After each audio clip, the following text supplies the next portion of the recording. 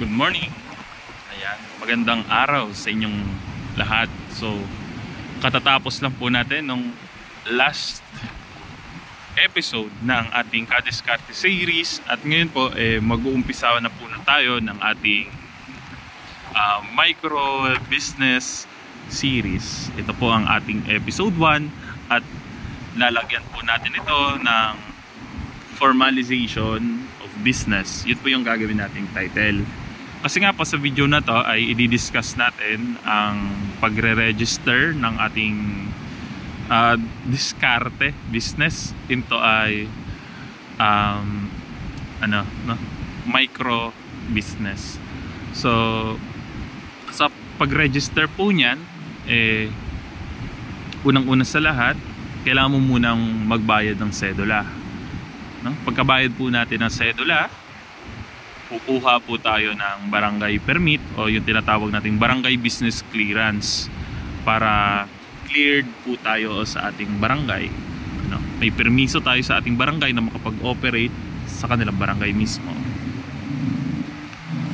Pangatlo po, pupunta po tayo sa kanya-kanya nating mga municipality, mga munisipyo po natin upang i-process po yung ating negosyo. Dalhin po natin yung ating sedula at yung ating barangay business clearance or barangay business permit. Tapos ang kagandahan po sa ngayon, kapag nag-open tayo ng business, hindi tulad noon na punta ka ng iba't ibang offices, ngayon po gumawa ang ating gobyerno ng business one-stop services or business one-stop shop, no?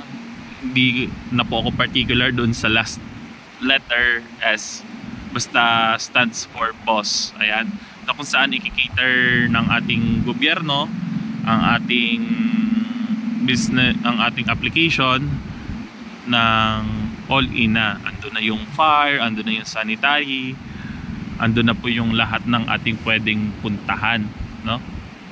So sa case po natin, natapos na po tayo ng ating sedula, natapos na tayo ng barangay business permit. Nagka-problema lang po gawa ng yung ating barangay business permit. Nagtaka sila bakit daw nakakuha na ako, ang ginawa pala ng munisipyo.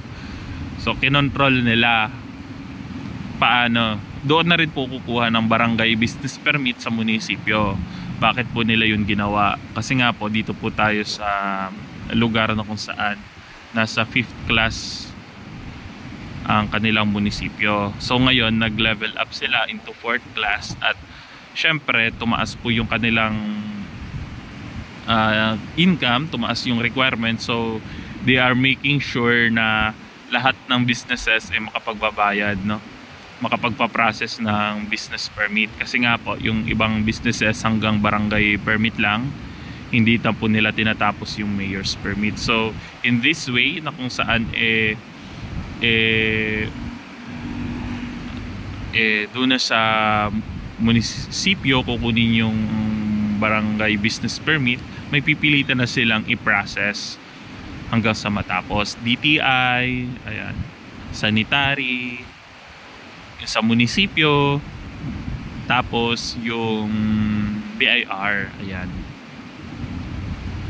So, nagka-problema lang po ako sa engineering office. Kasi nga po, yung aking pinapwestuhan nasa tabi ng kalsada. At yung sa tabi ng kalsada na yon wala silang building permit. Kasi nga po, sasakop pa pala sila ng widening. So, hindi rin sila ma-issuehan. So, ang nakikinitaan ko, magiging malaking problema ito in the future kung magpapatuloy pa rin ako ng negosyo dito. Although malungkot kasi nga po unang-una sa lahat malaki na po yung kinikita natin dito, bakit pa po tayo lilipat?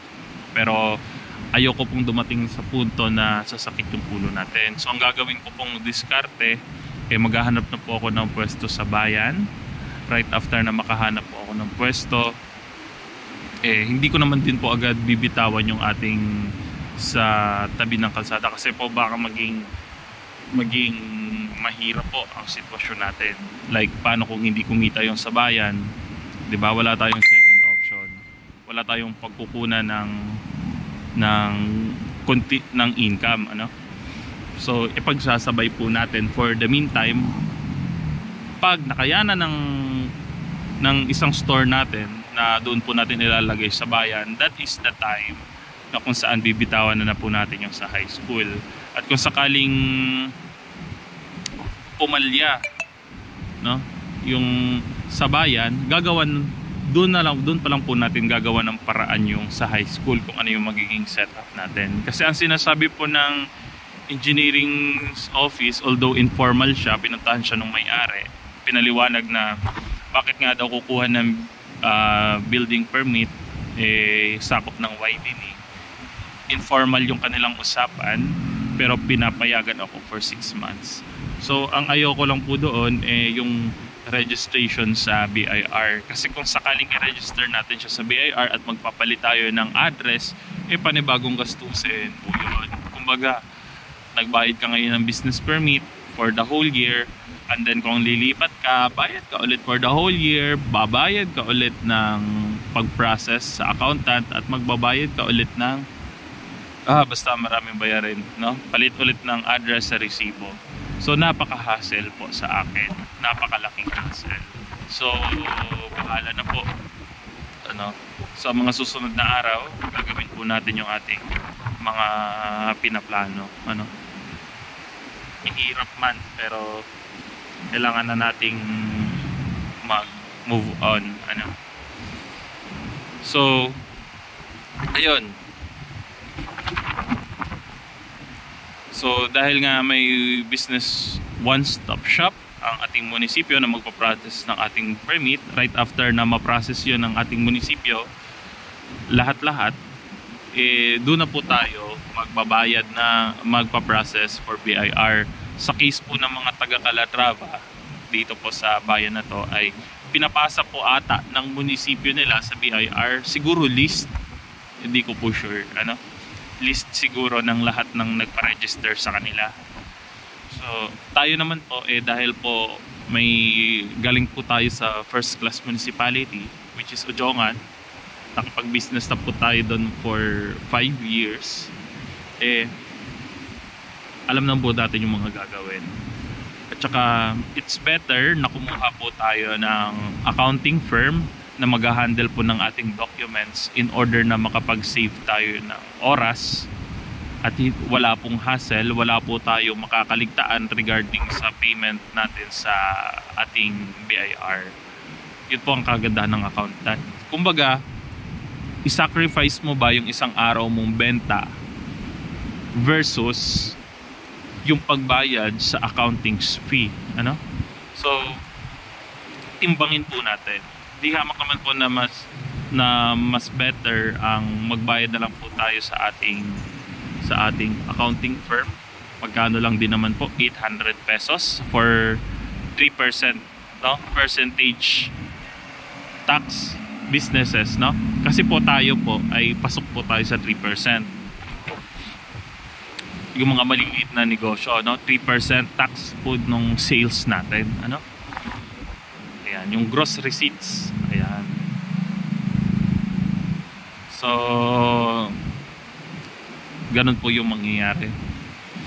Kaya ang masasuggest po natin, ko po, no, right after na makapag process kayo ng inyong municipal mayor's permit for business permit, pasikaso nyo na lang sa accountant, ano? Kasi sayang po yung kikitain natin sa loob ng isang araw pa. Ibigay na lang natin sa kanila.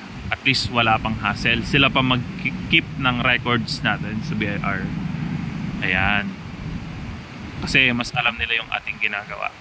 Ayan. Mas alam nila yung kanilang ginagawa, rather. So sa episode 1 na ito ay na-discuss na po natin ng maayos ang pag-register ng business. Hindi na po siya masyadong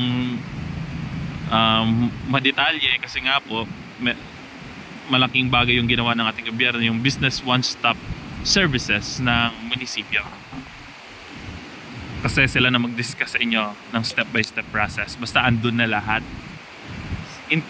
Pero kung kayo naman po ay nasa city, tulad na lang ng sa Manila, no, na-experience po ko po doon yung tinatawag nating online services, electronic basta ganon, no? Yung pag-register ng business online na po. Wala ka na pong pupuntahan sa barangay sa Manila. Pero yun nga pong sinasabi ko, hindi po advisable na kung maliit ka lang din naman, mag-register ka sa Manila kasi hindi ka naman papansinin. Never kang papansinin. At kung may mag-ikot man daw na accountant sa lugar na yun, malabo na nga pong ikutan sa loob ng isang taon. Kasi nga po, mas nakafocus ang BIR sa mga malalaking business sa Manila. Hindi nila pinapansin yung mga sobrang liliit, ano. Dito po kasi sa probinsya, kaya po ganon na kahit yung sobrang liit na tindahan, na may sari-sari store ka sa loob ng bahay na sobrang kukonti lang, kukunan ka talaga ng BIR kasi nga po kailangan po nilang kumita dito.